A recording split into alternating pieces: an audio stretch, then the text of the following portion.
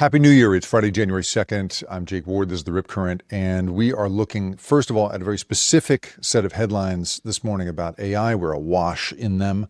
And then we're going to look at a bigger philosophical question around the attitudes that people have been developing around this stuff. And we'll ask whether this is an inevitable result of how this technology is built, how it interacts with our brains, and how it is being sold to all of us.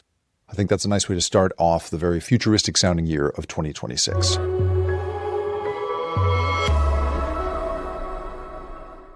The first headline I want to get into this morning has to do with Grok. Grok, of course, is Elon Musk's version of ChatGPT, and safeguard lapses, according to the company, led to images of minors in minimal clothing on X. That's what they called it. It is, of course, much more all awful than that. It is child sexual exploitative material. And what it raises, and I was just pulled onto CBS News to talk about this, is the question of how did this happen? And what does this do to the sort of ongoing distrust that Americans seem to feel toward AI? And that fundamental question of how does this happen is really, I think, better asked as a question of like, how does this not happen, right? Because what this technology, of course, is just a big vacuum cleaner. All it does is hoover up a planet's worth of online behavior and regurgitates it as a sensible seeming stream of conversation and imagery and the rest of it, right? It is a system built to emulate human interaction and to touch human instinct in a really fundamental way. I wrote this book called The Loop, How AI is Creating a World Without Choices and How to Fight Back. And the focus of that book has to do with the ways in which AI interacts with our brains specifically. And so more and more and more, we are seeing places in which these companies are surfacing through, inadvertently through their technology, simulations of music and art and video and imagery and so forth that is extremely, that gives people the thrill they are looking for. And in this horrible case, this is one of those instances. So it's part of this sort of larger question that is being posed by the New York Times this morning, which is, why do Americans hate AI? Now, this article told me something that I didn't know, which is that evidently in other countries, at least as recently as 2022, people in other countries felt more warmly toward AI than Americans did, which is an interesting thing I hadn't understood.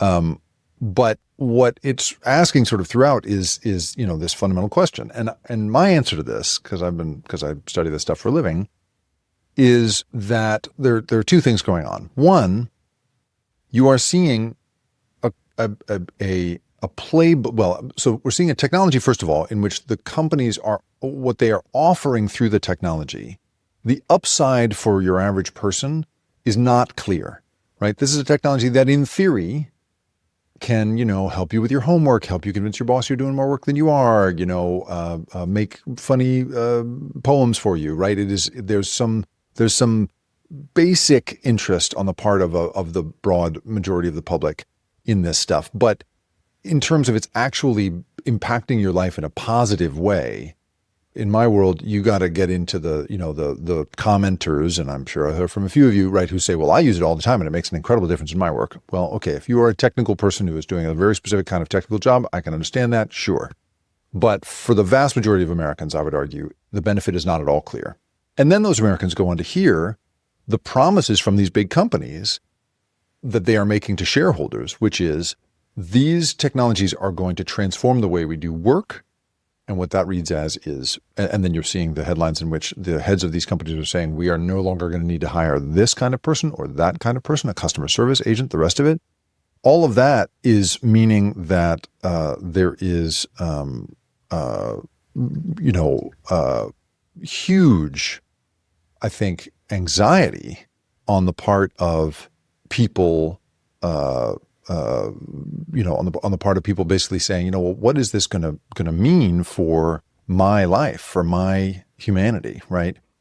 And so when you have a company, essentially promising that people will be, creating a technology that is guaranteed to, at the very least, change your job and probably make it harder, if not wipe it out, no wonder people feel anxious about that. Now, would they feel the same way if we were not facing the inflation we were, if the layoffs that were coming hard and fast weren't coming?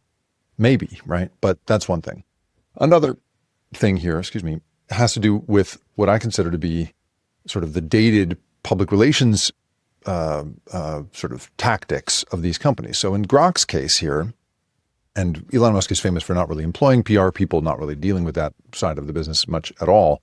But they say essentially like, we are working on it. That's basically their response. And that's been the response we've heard from social media companies for all these years. We're working on it, right? This is a unfortunate oversight. We're always striving to improve, blah, blah, blah. Well, with the social media companies, you could argue that these were companies trying to, and they did argue and managed to get away with the public relations image, that they were trying to connect human beings in this really positive and beneficial way for all of this time. And yet, in the end, that was the, right. It was shown that social media turned out to have much more damaging effects than that. And those companies would say, well, we are always working on it, but we can't be expected to sort of deal with every possible permutation of human interaction on our platform. Humans are complicated and messy, and we can't be responsible for all complicated, messy human problems. But here is now, I think you can't just port that line over to something like AI, which is being made by these companies and perpetrated by these companies. So there's, I think, a huge amount of just sort of, there's some tone deafness in the public relations management around this stuff. And then you also clearly have nobody at the federal level taking seriously this threat, or at least taking it seriously enough that they are, going to in any way do anything about it, right? You have the Trump administration essentially giving AI companies what they want. On the one hand, from a purely pragmatic perspective, you can't quite blame them for that, right? Because the stock market's recent gains entirely hang on AI companies, right? It is the one bright spot in an otherwise pretty gloomy world of economic data at the moment. And so if you're a president and an administration that really cares about, growing the economy, and every administration is like this, but this one I think is especially like this, and especially eager for good news, they want to keep this going. And so they also are weirdly, they're just illogically, I would argue, hostile to the idea of regulating a company really in almost any way. And so the states, of course, would have had to jump in here. And that's why you're seeing, as of yesterday, a whole new set of laws popping into effect in technology.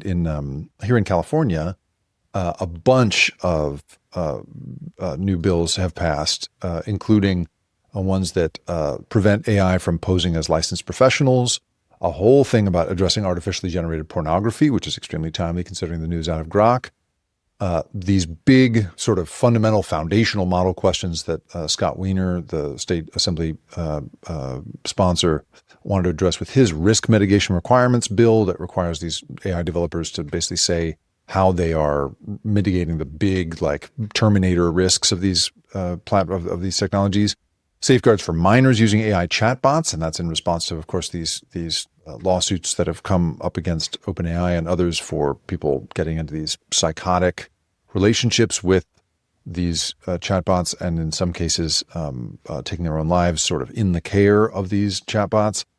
This is one that I had forgotten about, but transparency in police reports drafted with AI. That's a really interesting one. Requires law enforcement agencies to disclose when AI tools are used to draft official police reports, because you can bet your ass that as with all of these technologies, an overworked police department, or a police department that certainly feels overworked, is going to, of course, lean into this stuff the way all of us do, and who knows what kinds of shortcuts that's going to create. All of this being, this is, and that's just California, right? You have other states, Texas, creating a whole ethics panel around this stuff, all kinds of laws around the manipulation of human behavior through AI. All of this stuff, is just a really, it just shows that the states are the only ones really stepping in here, but that they're stepping in a really powerful way. They also, simultaneously, all these bans are going into effect right now across the states around cell phones and social media. And that part has been really interesting. You're seeing cell phone bans, the New York Times is covering this morning as well. Cell phone bans are going into effect across the country. So school districts in California, Georgia are imposing day-long bans, right? No use of cell phones in schools. And in some cases, there are states that are trying to specifically ban teenagers from being, or minors from being on social media at all. Texas tried to put in at least an age verification system. It got shot down by a court under First Amendment grounds.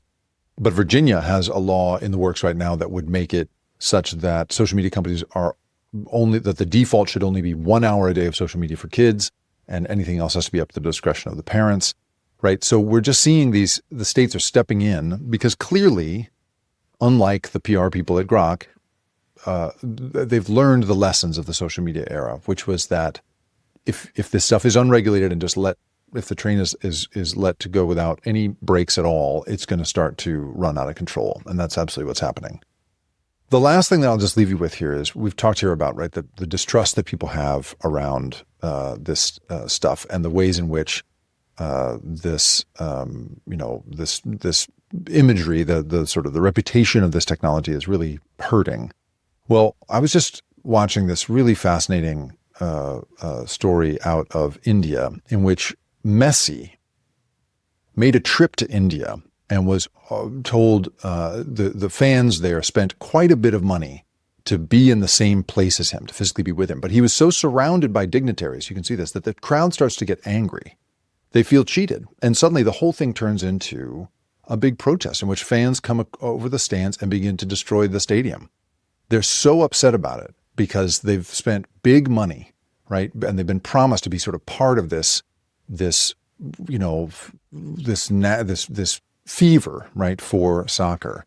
It gets to the place where they have to bring in riot police and try to quell the unrest here. I mean, it's just this unbelievable thing. But you can absolutely understand people's position, right? Hardworking, hard-won money, right? Hardworking people who've been promised the opportunity to be with this guy are basically cheated of it by this circle of dignitaries around him. And I was thinking to myself, we here in the United States are, of course, worried about losing our jobs to AI. But India is going to be in such difficulties around this stuff, right? You're talking about this hugely educated English-speaking population that has for years been our place for outsourcing all kinds of knowledge work, all kinds of creative work, and of course, all kinds of customer service jobs, right? When you call a customer service agent, as often as not, you'll be speaking to somebody in India. All of those jobs are, in theory, going to be wiped out by AI. And I look at the reaction that these folks have, right? People who came to be included in this very Western stars spectacle and felt cheated by that. And this was their reaction, right? Is to wreck the stadium. I just think about the anger that country is going to be facing when Western companies have wiped out the livelihood of millions, tens of millions, possibly hundreds of millions of people. And what will the sort of political unrest look like there? So why do Americans hate AI? We've talked about that. How deep does that hatred go? That is a different question, and one that I think we'll be grappling with in a big way in 2026. The Rip Current is produced and created by me, Jacob Ward. And if you liked this show and you want more content like this, go to theripcurrent.com, where I publish a weekly newsletter that covers these same sorts of stories of the big invisible forces that have us all in their grip. And if you want to really do me a favor, if you could go to where you have listened to this or watched it and like it, share it, or even better, review it. Holy cow, is that helpful? It's the best possible way for me to find a new audience. I really appreciate you being here. Thanks for listening.